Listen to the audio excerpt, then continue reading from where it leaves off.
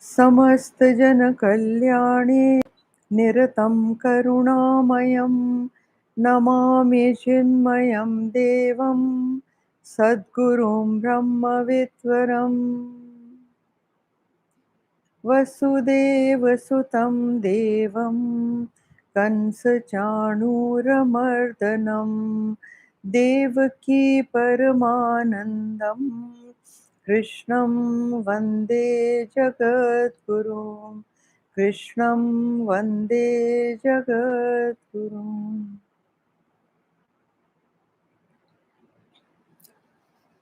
Okay, so today we start with chapter 9, and this chapter is called The Royal Secret. The Royal Secret. Huh? Now, just see,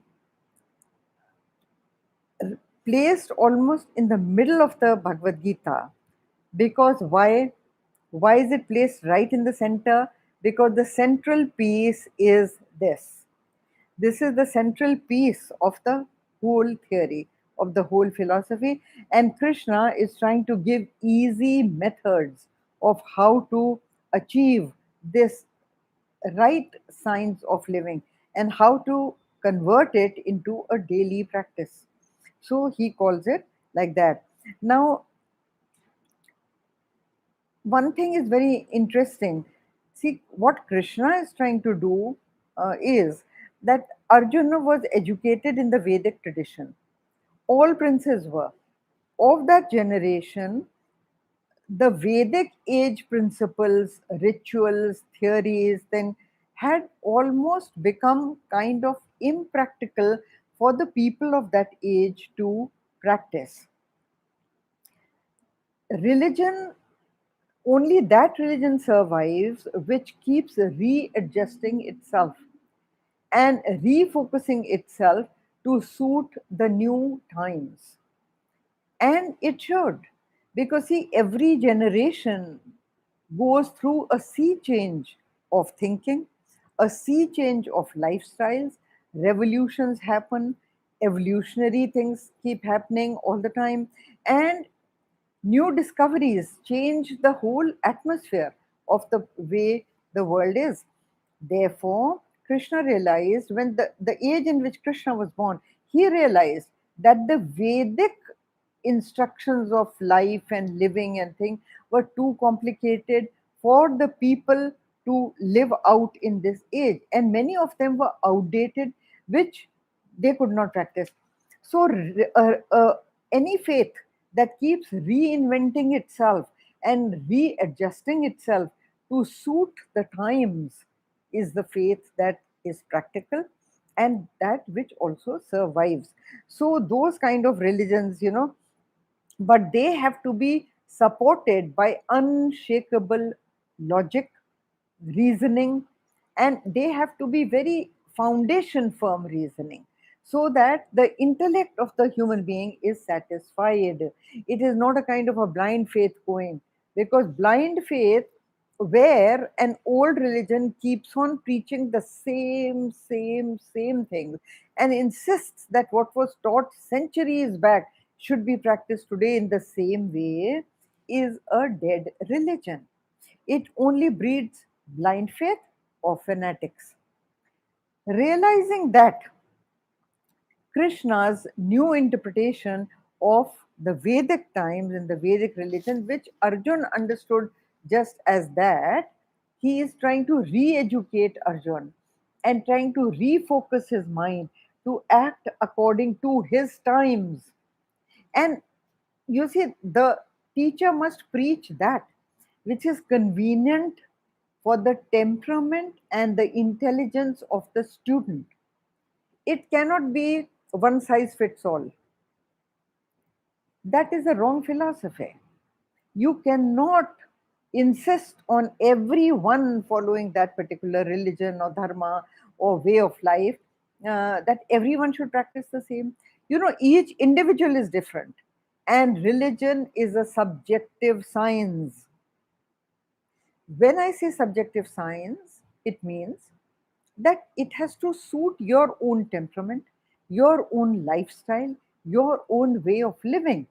If it doesn't suit that, it becomes difficult for you to practice, and it becomes difficult for you to rise. So, no path is insisted upon in the Gita, and Krishna says, each to his own. The example Gurudev used to give was that, like a doctor doesn't prescribe the same medicine for every patient.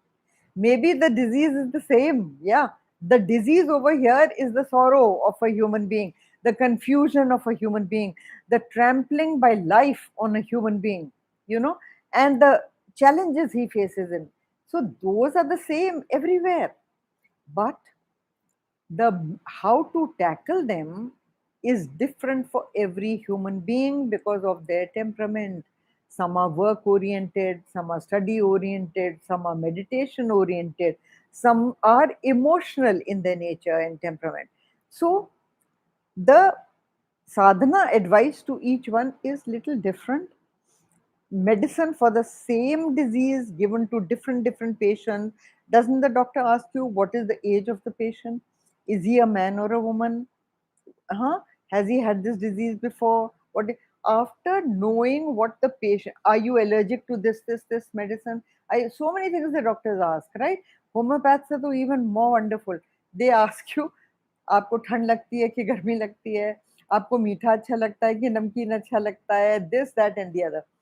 Now you wonder that what has that got to do with my ailment, but it has got to do because each personality, each individual is different. And that is what here Krishna is trying to say, that each individual is advised differently, and also the religious doctrines are updated. As it is, Hinduism does never insist on that you must do this and you must do that. It never does that. It will tell you, and then it will say, now it is up to you to practice whatever you like. That is why Hinduism is not really a kind of a institutionalized religion. It is not. Each individual to his own. It is like that. So here in this chapter, the art and theory of perfecting yourself so that you are able to bear the kicks of life, the sorrows of life with a smile. That you get them all right, you will get them according to your prarabdha, but there will not be any suffering. And that is an art you have to cultivate yourself. You have to perfect yourself in such a way that you kind of become like a superman. The smile is not wiped off your face by anything that happens to you in this world. Now here the he does in this chapter, he does not use heavy Vedantic technical terms. He'll use it using them later, I think in chapter 13 or 14 or something.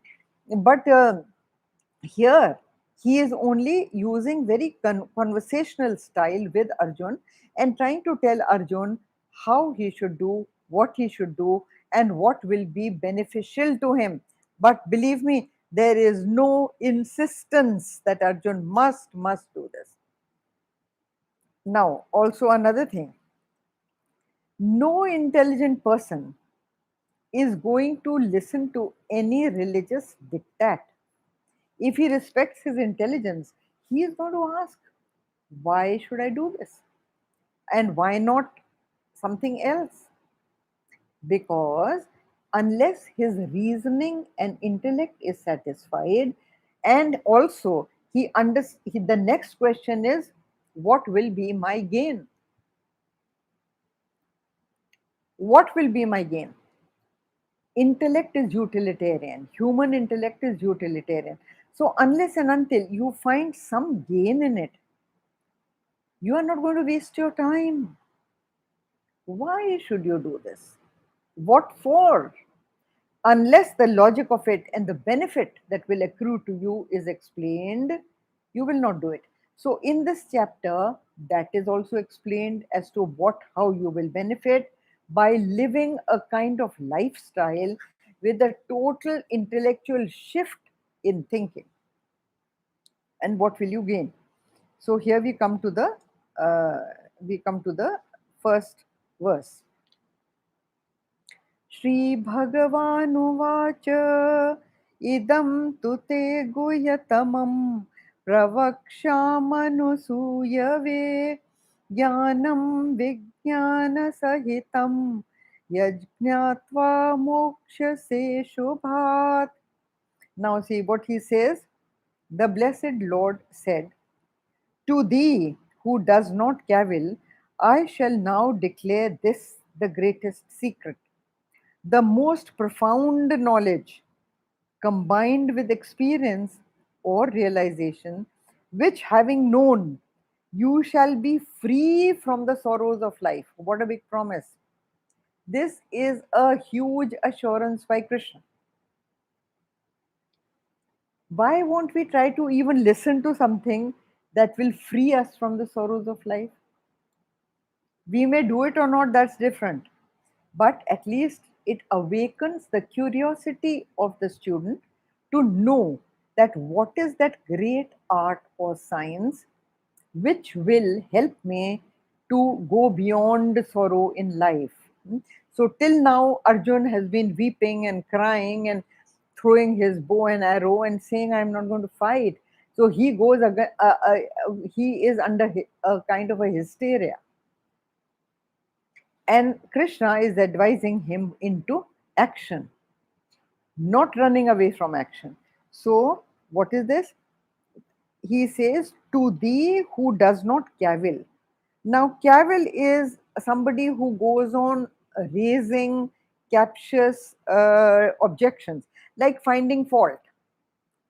Finding fault तो जानते हैं ना, हर चीज में दोष निकालना कि no no this is not right, इसमें तो ये दोष है, इसमें वो दोष, इसमें वो दोष. If you begin like that, then what happens? You have a closed mindset. When you have a closed mindset, you are not even open to trying to understand what the other person is saying. So, when you go to a talk, especially by Mahatmas and teachers who know a lot, you should have an open mind rather than a critical mind. Criticism comes later. If you haven't understood something, you're most welcome to ask questions. But right in the beginning, to have a critical mind is called cavilling. Hmm? So he is saying that thee who does not cavil. So Arjun was listening with an open mind. He was not cavilling. देखिए ये जो है ना अ, अ, अनुसूया, एक वो ऋषि पत्नी थी ना Anusuya. Anusuya means one who does not find fault with anything, who does not criticize anything. Anusuya. And Suya dosh, Suya dosh kya hai? Suya dosh is finding fault with everything. So here he is saying that you are not the one whose mind is closed and you are not trying to find faults. I shall now declare this greatest secret. Okay, why does he call it a secret? See the misinterpretation of this secret. हाँ देखो, अभी बताऊंगी मैं आपको. The most profound knowledge here, गुह्यतमम. गुह्यतमम means, guhya means hidden, very deep and hidden. That is why he calls it secret, because it is profound knowledge, it is very deep knowledge. और secret वो यूं हो जाता है कि it is not everybody's cup of tea to understand it. It is very deep. That is why he says it is a secret. It can be revealed to you by a teacher who will open up the secret to you if he is gracious enough to tell you. A teacher need not. But if he is gracious enough to explain it to you, then if your mind is open to receiving it, it is a very deep knowledge, but you will be the gainer in this teaching. And he says here, secret can be translated as profound or very deep. Knowledge combined with experience. So he says, I will also show you not just the theory, but how to gain the experience of this knowledge. You will experience it in yourself, which having known, and once you get that, you shall be free from the sorrows of life. You will realize that nothing in this world is worth crying. Carefully. You give it the importance. When you raise it sky high in importance, you cry over it. I wish I could get that. I wish I had that. I wish I had that.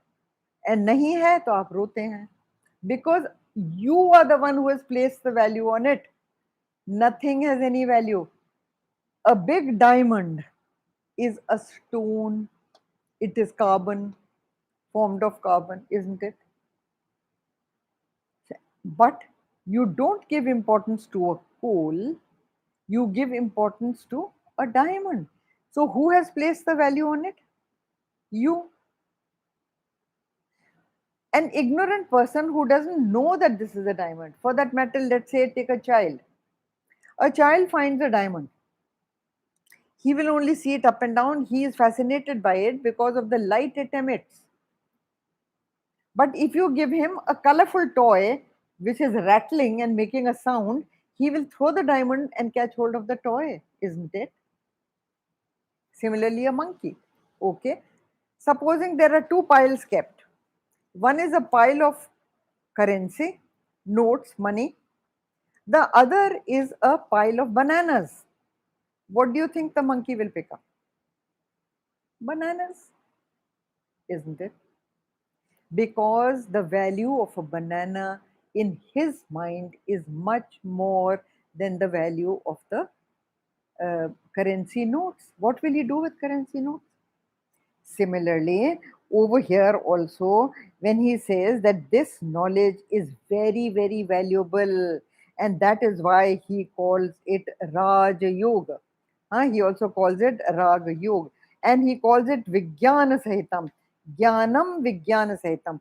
Jnanam is knowledge, and Vijnan is how to apply that knowledge to your life, which is very, very, it is very, very important how to apply that knowledge.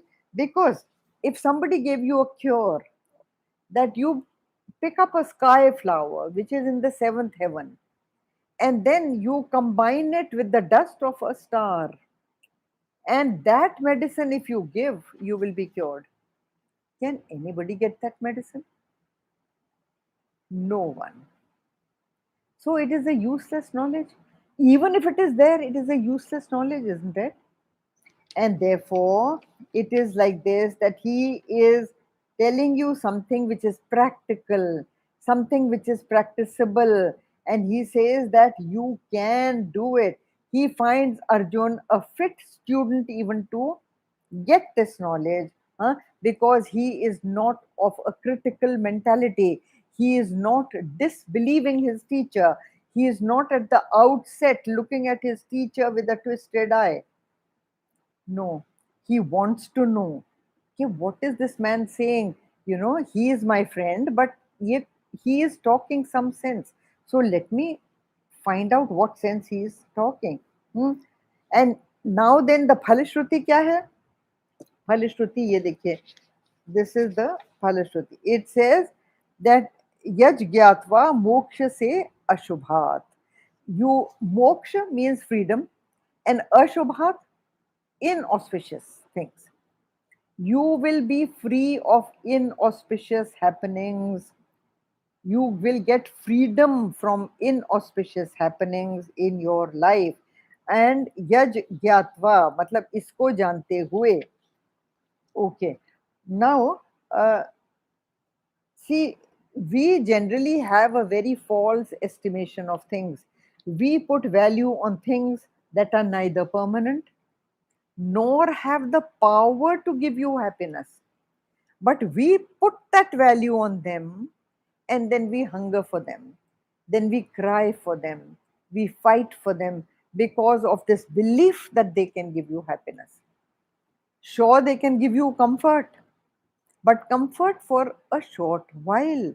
Or they can boost your ego, yes, for a short while, till you see another toy. till you see a higher toy. Then you run after that. Here it says that this will give you a permanent freedom from sorrow, which is a huge promise, which is a very huge assurance. To understand your own true self and to understand the world outside is a very big science. And the science is given here perfected by sheer logic. That is why it is called a science. Now, a person who does not know the art of living is like a man who does not know swimming but is thrown into deep waters. How hapless, how hopeless, how pathetic will be his situation, isn't it? Similarly, we are into life without having been taught the art of right living.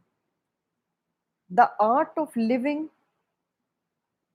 was a book, name of a book by Gurudev, Puja Gurudev, years and years back. And if you read that book, in that there is such simple methods of ways to live and protect yourself against sorrow so that you are ever smiling like Krishna. Hmm. So this is in this chapter is the Krishna cure. Gurudev used to call it the Krishna cure for the Arjuna disease. That is what Arjuna disease all of us have. We all face the turbulence of life, and many a times the turbulence is so great because of our wrong identification with things that we go into depression, we go into hysteria, we cry, we sob, we are unhappy because we do not know how to tackle it. So the right understanding of the objective world and how you should connect with it objective world is given here. Now the second verse. राजविद्या राजगुह्यं पवित्रम् इदमुत्तमं प्रत्यक्षावगमं धर्म्यं सुसुखं कर्तुमव्ययम्. Now Rajvidya. It is called Rajvidya because it is and Rajguhyam, the royal secret. Both the things, look at both these terms. It is a royal knowledge and a royal secret. I told you why it is a secret because it is not everybody's cup of tea to even try to understand it. So they are ignorant of it. Just like a villager is ignorant when he comes to the town, he is ignorant of how so many electronic gadgets work. So what is it? It is they are secrets for him. He is ignorant of them and he cannot learn them because he does not have the capacity to learn electronic gadgets. That is why Rajguhyam and Rajavidya, because it is more beneficial and deeper than any other knowledge in the world. Yeah, that is the promise here. That this is, once you know this, then all other knowledge seems superficial. This is a very gehen, deep, profound knowledge. And what is this? Pavitram idam uttamam. It is a purifier. This knowledge uplifts you to a nobler way of life. And it is uttamam. Uttamam means the best. Uttam, you know the word uttam. So it is the best. Now, pratyakshaavagamam dharmyam susukham kartu mavyayam. It is व्यय. व्यय आप जानते हैं ना, व्यय जो खर्च हो जाता है. हाँ, this is avyayam. Avyayam means that which cannot perish, that which cannot finish, which will always be there, which is permanent, imperishable. All these words. And susukham is very easy. Gurudev used to, देखो ये क्या कह रहे हैं कि ये to practice this will bring you happiness and it is very easily done. So sukham, easily done. Gurudev used to say, look at the sales stock of Krishna. He used to say that he is so good at selling his knowledge. He is selling the knowledge to Arjun, "Ke, come on, listen to me, and you will benefit." Acha, what he says, that how is this knowledge gained? It is the highest, Uttamam. And he says, Pratyaksha you gain it not by so much by the intellect, but intuitionally. Careful. Intuitional knowledge is something other than intellectual logical knowledge. That is why I always say that this gyan can be conveyed, it cannot be taught. It is conveyed from the heart and soul of the teacher to the heart and soul of the student. And when the student understands it correctly, he says, I got it. I got it. So, of course, supported by logic, but anyway, this. Now, see, Vedanta is not a religion. Again and again, I'm saying it is not. Vedanta does not translate into Hinduism. No. Vedanta is a science of life taught by the great rishis in the Upanishads for people to live out their life intelligently. So here, religion religion is also taught. Different religions also teach different ways of living, but then they are strict in their instructions, and they insist on the doing of the instructions in a certain way. Instructions to the detail are given in religions: how to worship, what to do, what not to do, what not to do. Whereas here, it is not like that. They provide a scientific explanation, definitely, of why you should live the way they are asking you to live, but the choice is yours. Very clearly, nowhere does Krishna insist on Arjun that you must do this. Nowhere. And at the end of the Gita, he tells him that I have taught you what I had to. Now you do what you think is the best for you. Okay. So, see, now,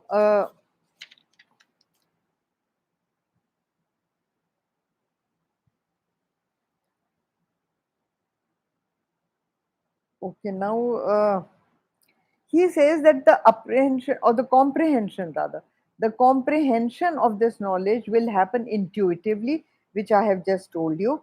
The word dharmam is used over here, huh? So it says pratyakshavagammam dharmyam. But if you see, if you have the text on you, you will see in the translation of the words, dharmyam is called righteousness. It is not a set of religious rules. It is not a set of religious do's and don'ts. Dharmyam is righteousness over here, and it only means the knowledge of the true essence of a human being. So, what is the essence of a human being? The essence of a human being is that dynamism in him which charges up his whole body, mind, and intellect to function. Otherwise, this mass of bones, flesh, minerals, blood, fat, skin cannot function at all. It can never function. So, that which lends the dynamism to this is what is known as the essence. Dharma is the essence. Like I always give the example of sugar. Sugar, it may look like sugar, it may be cubical in shape, it may be crystallized, and it may be white or translucent in color, but if it does not taste sweet, it may look like sugar, but it is not sugar. So, the dharma of sugar is its sweetness, without which it is not. The dharma of a human being is the dynamism in him, the power in him to act. If you open the dictionary, Dharma does not, one of the meanings, one narrow meaning of dharma is religion. Otherwise, this word has pages and pages and pages of meanings. The most important meaning of dharma, of course, it is righteousness, it is noble principles, noble ways of living, वो सब है. But the most important meaning of dharma is that the essence of a thing is its dharma. The essence of a thing. Okay. Now, this done.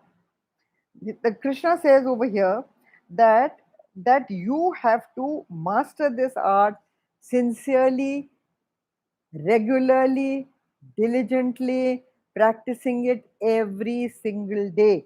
Only then and then alone, that if you pursue this path intelligently, then if you gain by it, then that gain is not temporary. That gain is not perishable. That gain will always be with you, and that is the Phalashruti. That you will gain happiness, you will gain freedom from sorrow, and that will be permanent, right? So, this is very important. So, to realize the self, when you realize the self, how is it permanent? You become the self. You become the self. Hindi में रामचरित मानस, जानत तुम ही होए जाई.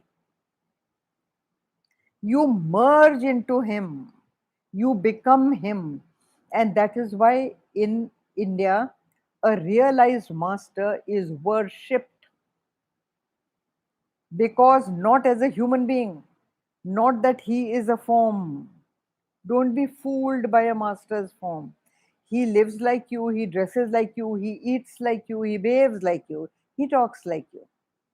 But he is not like you. That is one thing which a lot of people, the idea behind worshipping the form of a master, a Gurudev, is not his physical human form. You are worshipping the Lord through him, because you know that if he is a realized master, he has become the Lord. He has merged with the Lord. His individuality is dead. Okay. So let's quickly do the third verse.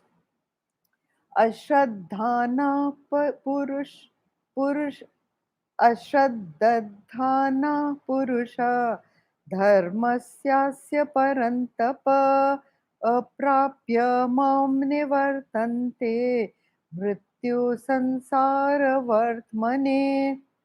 Persons without faith in this dharma, the divine self. See, into brackets, the translation Gurudev is given the divine self. In the words translation, he has translated dharma as duty. Now, so all these meanings are there in dharma. As I told you, that the dictionary has pages and pages full of the word dharma, depending on which context it is used in. So, whichever context you use it in, it means that. So, O Parantapa, without attaining me, return to the path of rebirth fraught with death. Now, see, I would like to insist, I have said it before also, but for newcomers, Mrityu, the Sanskrit word Mrityu, translates as change. It does not translate as death. It translates as death of one state and the birth of another. Along with it, it is not just death of one state, which you can say Mrityu. Mrityu translates as change. So, changing from one to another, changing of from one body to another body is called Mrityu. अब यहाँ पर ये देखिए, this Mrityu, the word here, stands for all change in life. We live in a changing world, right? This world constantly changes, constantly changes, constantly. And our greatest tragedy in life is that we try to find, We try to look for the permanent in an impermanent world. What a great tragedy. It is not there, and we try to find it. We go on trying to find it. But to understand this knowledge, he says faith is a must. Faith is a necessary component of the student's understanding. Carefully now. Faith over here does not translate as blind faith. Blind faith, there is no insistence on blind faith in Hinduism.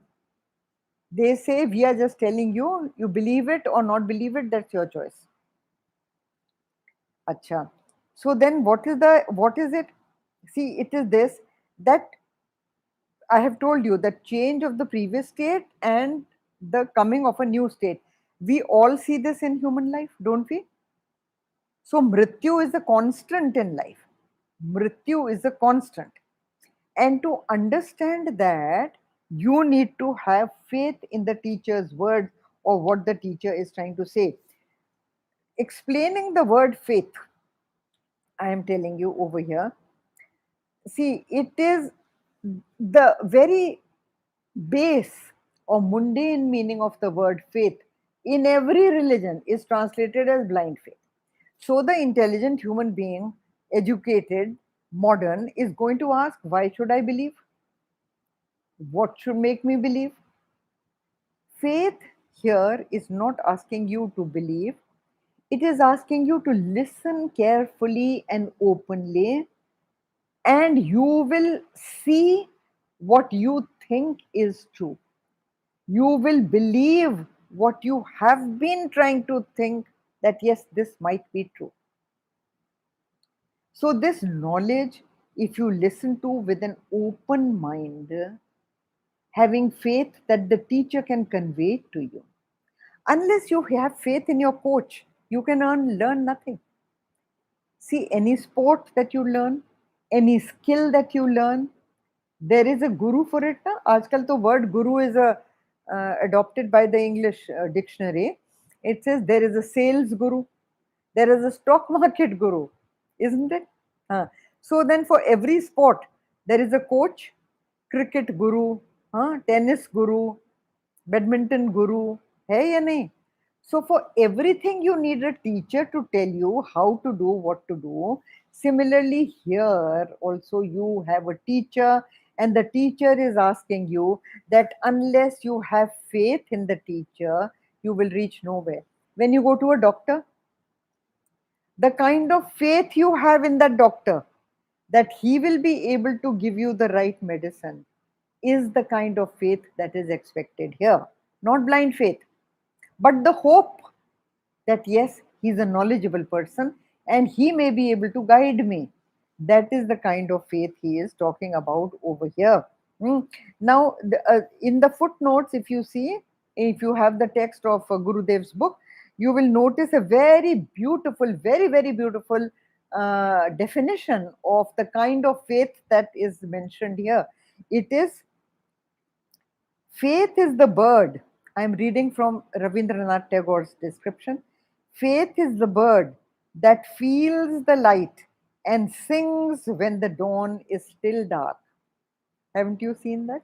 Birds begin chirping when the dawn is still dark because they have the faith, they can sense that now is the time the light should come. It should come, it has to come.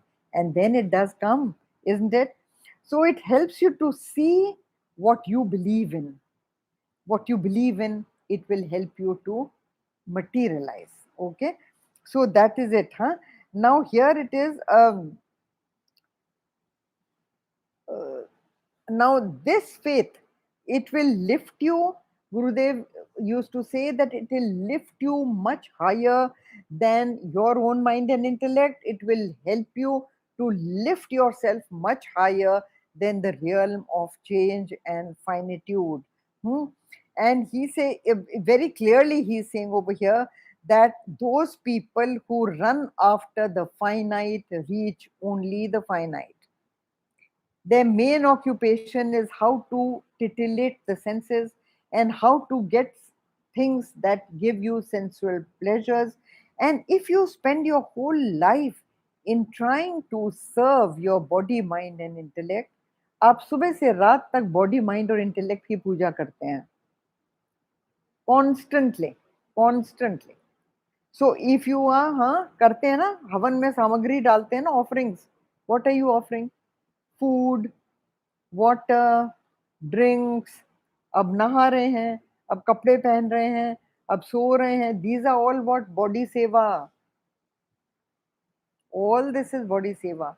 But if this is what you do all through your life, then you will just get another human body which is subject to pain and subject to change.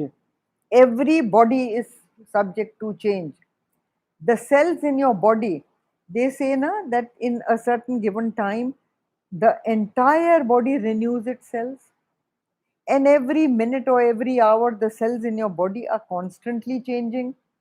You are not the same person you were yesterday. Yeah, biologically true, we all know. So then even the mind changes, the body changes. Never think of anything as aisa to hai, this is permanent, and then I also develop a permanent kind of an attitude toward that thing. No, that thing is changing, you are changing, your mind is changing, the other person's mind is changing. So be flexible. Flexibility is one of the wisdom that the Gita teaches you, that you are not just, Gurudev used to call us buffaloes, he used to call us worms, he used to call us all kind of things, and he used to say that you are just that. If you run after only what I can eat, what I can get, rise higher than that, rise higher than that. Because people who are only in theirs, they will remain in theirs, and only those people who rise higher than theirs, they are the ones that are praised in the Gita. They are the ones, because they are the blessed ones who attain mumukshutva, attain freedom from pain, attain freedom absolute. So that you have to develop in yourself, and that is the science, even the art that is taught in the Gita. Om Purnamada Purnamidam Purnat Purnamudachyate Purnasya Purnamadaya Purnameva Vashishyate. Om Shanti Shanti Shanti. Hari Om. Shri Gurubhyo Namaha. Hari Om.